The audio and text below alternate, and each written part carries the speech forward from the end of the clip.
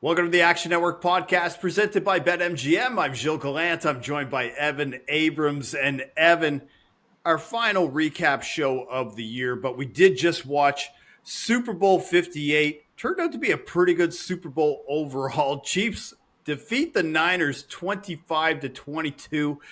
We're going to dive into what we just saw, recap what the hell just happened in the second overtime game in Super Bowl history. And we may be witnessing, Evan, now a dynasty with the Chiefs. Back-to-back Super Bowls for the first time since that Patriots run back in 03-04. And I mean, what a redemption story for McCole Hardman, of all people, because first off, just the fact that he was 12-1 to score a touchdown, but he scores the game-winning touchdown in a Super Bowl.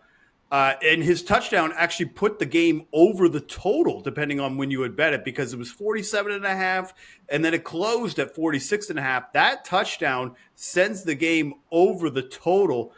Evan, what's your first reaction seeing the Chiefs win back-to-back Super Bowls? It's a great summary. I would say watching the first half, you felt good if you were a 49ers better, but really scared because the game probably should have been more out of hand. There should have been more points on San Francisco's side. There probably should have been a bigger lead at halftime. And on the other side, I think coming out of the half, you felt like Kansas City could really make a move at any point. And then Debo gets hurt. And I think most people thought, okay, well, if there's no Debo, we've seen this movie before, right? Like, this is exactly the San Francisco team we thought. He comes back, but again, San Francisco didn't score a ton of points when I thought they probably should have had more opportunities to put points on the board, ending up at 22 when they ended up scoring 12 in the fourth quarter in overtime. 12 in the fourth quarter in overtime. So to me, probably one of the more impressive runs we've seen from a team when Kansas City was underdogs in divisional round, underdogs in the conference championship, beats his San Francisco team. We're going to look back and say, how the heck was Patrick Mahomes an underdog in all these games? This feels absolutely ridiculous. And even with a 10-point deficit tonight, still felt kind of ridiculous. I tweeted this stat before, but since 2019, the Chiefs are now 5-1 in playoff games when trailing by 10 plus points at any point in the game. Every other team is 6-48. Oh my God. I mean, it's what an incredible stat. It's literally just magic at this point. Now, I think what makes it even more magical is you look at the box score. Patrick Mahomes was 9 for 66 on the ground in this game. He legitimately took this game over and won it himself on the scramble that they needed on fourth down to get 66 yards in this game. And on top of that, throw for 333. Now, overtime aside, we get it, but I don't have much else to say except you kind of have to just clap at the performance. Now, even with MVS trying to almost throw the game in overtime and putting them in a opposite position, Mahomes puts his hand on his head. He couldn't believe what had happened. And we still sit here with the Chiefs 25-22 final. I'm loving that you brought up the Mahomes running the ball angle, though, Evan, because 9 rushes for 66 yards. We talk about this all the time in the anytime touchdown market, that we know he has the capability to do this. Just a lot of the time, he doesn't go for it and ends up finishing the regular season and the playoffs with no rushing touchdowns. But I'm glad that you brought up the first half, because the first half, if you would just use that as the sample size of what we were going to see in this game, pretty big slog. I mean, it reminded me a lot, honestly, Evan, of Patriots-Rams from a few years ago, where we saw one offensive touchdown in the game, or even echoes of Panthers-Broncos that had the most punts ever in a Super Bowl. And the Chiefs, I think, the one thing that I was going to say that I really worried about the Chiefs, where I was midway through the game, was that end of the first half and then to start the second half, because they should have probably walked away with 7 in that at the end of the half, ended up settling for a field goal, and then start the second half with the ball, end up throwing an interception. And a lot of turnovers in this game, too, that really were affecting the total. You saw the early fumble by Christian McCaffrey, where I thought the Niners were driving down the field. They were going to score a touchdown on that opening drive like they had done in 10 of 19 games already this year. And then Pacheco turns around and he gets a fumble. And I pretty much, once that happened, I was like, you could pretty much eliminate running back from winning MVP in this game. But yeah, I felt like Kansas City was pretty much, I mean, I got to say, I thought they looked outplayed in the first half and a lot of the third quarter. But the fact that they were still within striking distance and only within 10-3, that was the one part that you're talking about of where if you were a Niners touchdown better or a Niners spread better, rather, I would have been just shaking in my boots knowing that Patrick Mahomes is on the other side and it's only a one possession game. We had said this before. If you had bet the Chiefs entering the game, you were going to feel good if they were winning. You were going to feel good if the game was tied. And you were still probably going to feel good if they were down 10 points. And that is exactly to the T what ended up coming to fruition in this game. Because if you had San Francisco and they were trailing, yeah, they've come back in 2 straight games. But I'm not sure you were going to feel comfortable in this one. And it never really mattered in that case. But you know, Kansas City did exactly what they needed to do, and they figured out exactly the way. And the one thing that was great was obviously Kelsey, 1 yard in the first half, ends up finishing 9 of 93. Yes. In 10 years, we'll look back and say, oh, just another great Travis Kelsey game. But I mean, it took the last play to force overtime for him to go over his prop. Well, yeah. I was going to say, Evan, how about the kickers in this game, though? The Sure. kickers. So I took a kicker to miss a field goal at plus 120. Like, I thought I was being degen about it. I thought, you know, okay, Moody had missed a field goal in both playoff games. Harrison Butker missed a field goal last year in the Super Bowl. And we're seeing arguably some of the best kicking performances in a Super Bowl we've ever seen. Moody goes on to hit a 55-yarder, breaking the Super Bowl record. And then Harrison Butker answers him right back with another 57-yarder, 250-plus yard field goals in the Super Bowl. That was, again, the longest Super Bowl that a field goal that we had seen in a Super Bowl was back since like 1992 when like Steve Christie with the Bills was hitting one, right? So, I mean, just unreal kicking in this game. And some of those periphery players, like you talk about Marquez Valdez-Scantling, I thought for sure that he got forward progress on that play. And then once I saw that they were now losing 4 yards as a result, I was very worried for the Chiefs prospects in that scenario, even though we knew that Patrick Mahomes could be magic on the other side. I felt really bad. I saw Matt Mitchell, obviously our audio producer here at Action Network. I think he had some Butker and Moody MVP tickets at different points in this game. Both of those kickers looked decent. There was no missed kicks for a little while until the extra point. But lots of field goals all over the place. The one fun nugget that we can now say with the game technically going over the 46.5 in overtime is that Super Bowl totals are now 28, 28, and 1 with no total in Super Bowl 1. So exactly even entering Super Bowl 59 next year. And with the underdog covering, they're now 2 games above 500. So tight all around. And just, if you look at the Chiefs, I would say it's pretty crazy that we haven't seen a back-to-backer in since 2003, 2004 with New England. But to me, you're going to look back at this one and say to yourself, the Chiefs were the first team in Super Bowl history to win back-to-back titles, both as underdogs in the game. I mean, I was glad that you brought that up. I was glad that you brought that up because when we look back at the game logs and, you know, we use Bet Labs, we'll look back through what the ATS closing total or closing spread was. The fact that Mahomes all the way to the Super Bowl winning it was an underdog for 3 straight playoff games and is able to come out with that. Again, I think that speaks to the Chiefs' greatness and Patrick Mahomes in general. The fact that now back-to-back Super Bowls within a field goal. Let's not pretend like he was like a touchdown underdog here, but at the same time, you know, he was within a field goal at the same time. And the fact that I saw a lot of people on the Niners this week and a lot of people just saying, you know what, Mahomes magic, whatever.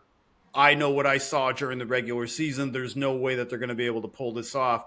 And once the second half started, it looked like it was on for the Chiefs, where they just became a different team. Because again, if you use the first half and the second half, usually it's the second half where the Chiefs kind of start to trail off because they were bottom 5 in points per game in the second half, along with being top 5, actually first in the NFL in points per game allowed in the second half. Obviously, that flipped because going into this game, we were looking at an 18-2 run where the Chiefs were going under their second half total. Not so much in this game, but I think Travis Kelsey, I think obviously he wasn't going to win MVP in this game, but I think you really hit the nail on the head about how much of an impact he made in the second half, because we talk about how much Patrick Mahomes was with his legs.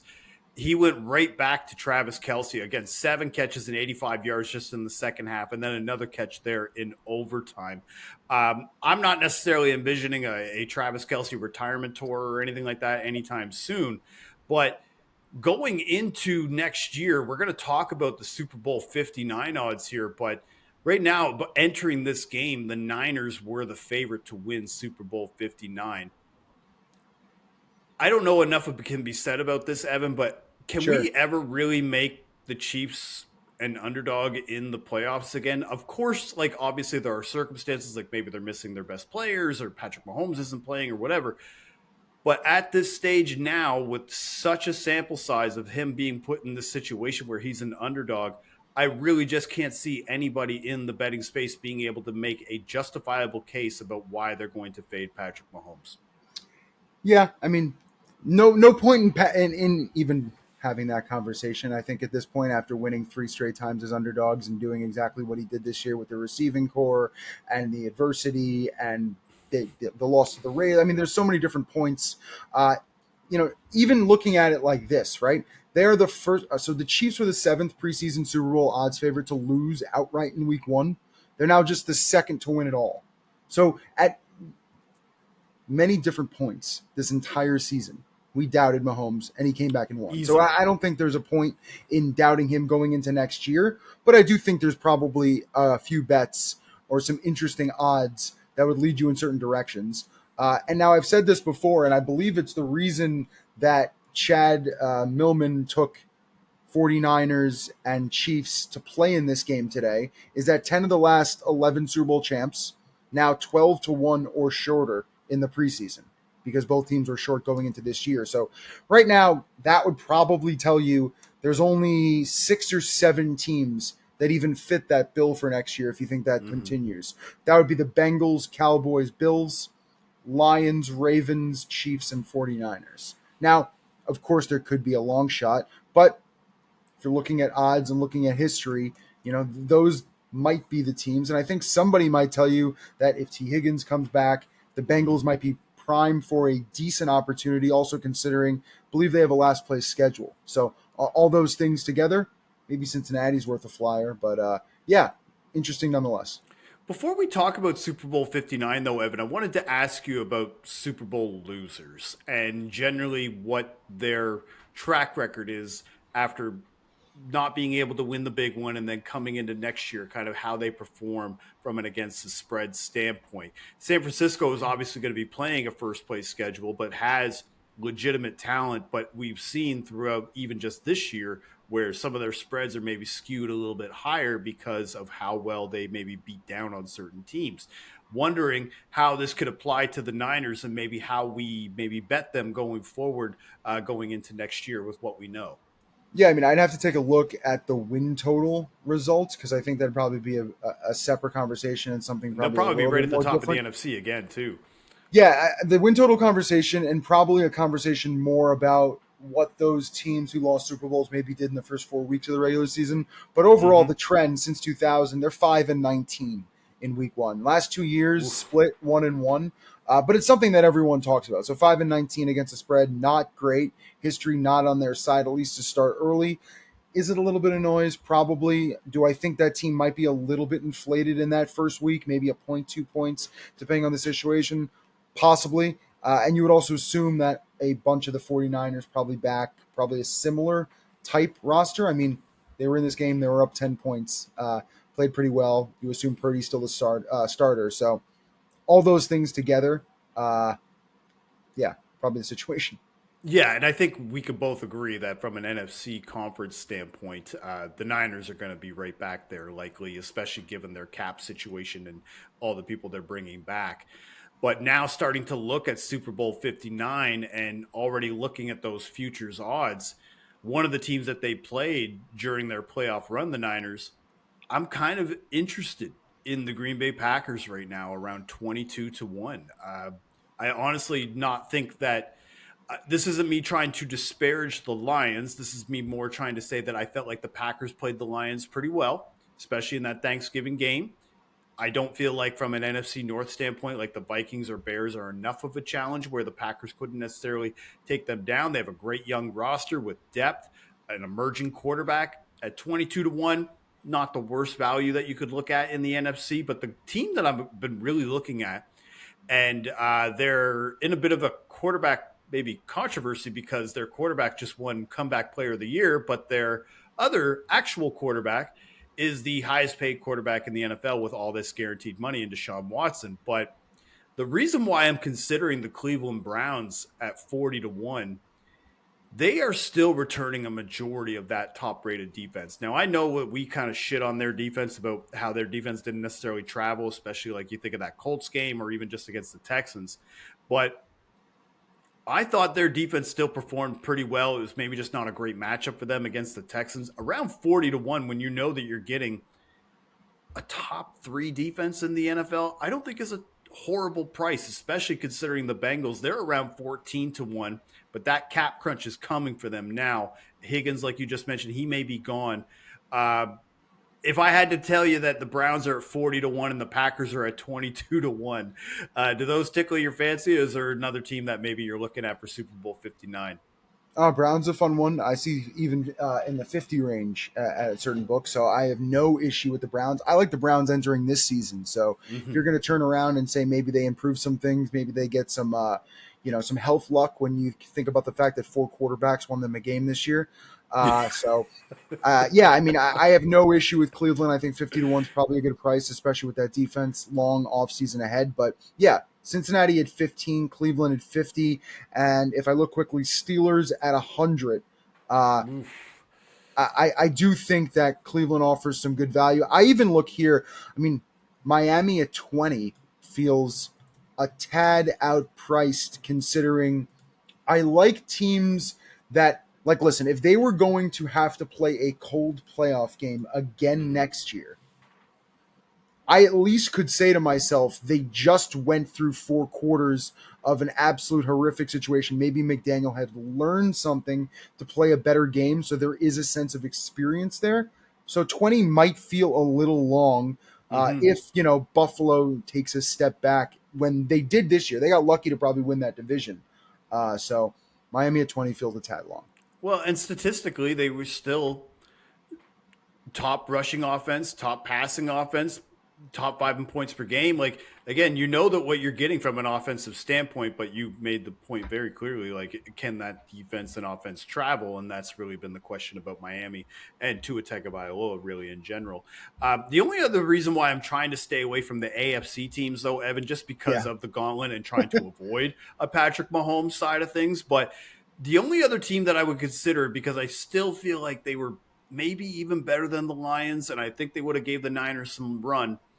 I still can't just overlook the Rams around 33 to 1, maybe even plus 4,000, just because, again, when you know that you've got a quarterback and just that offensive attack, and I do feel like that team could play an outdoors environment at 33 to 1 again in the NFC. That's kind of the teams that I'm trying to look for, is those long shots there more so than the AFC. But again, in the AFC, I think you're looking in the AFC North. I think you're looking at the Browns, you're looking at the Bengals, you're wondering if maybe uh, Kenny Pickett finally takes a boot and maybe you finally get a half decent quarterback in Pittsburgh again. But yeah, I think right now there's still not a lot of value at this stage to want to bet on, like, say, the Chiefs to repeat, or even looking at like a Bills team or even the Ravens for that I'm a matter. But sucker as well for Atlanta. I was a sucker last year, and I also I'm a sucker for a team, new head coach, great weapons, and you also don't have a quarterback. So when there's a question mark at the quarterback position, and the quarterback is just so valuable in the sport,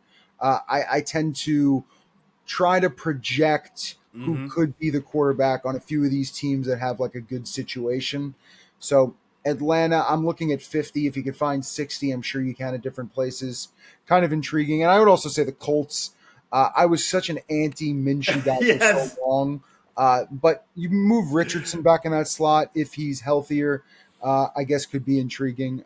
So that would be Well, something to look at. well, you take the Minshew chaos out of the equation when you Yeah, do that. Like, and that I think that was the big thing that was always kind of holding you back. Of like, no, I'm I not going mean, to do listen it. to this. The Bears have better odds to win the Super Bowl than the Browns right now. I think that in itself feels a little mispriced in terms Well, of what the team has.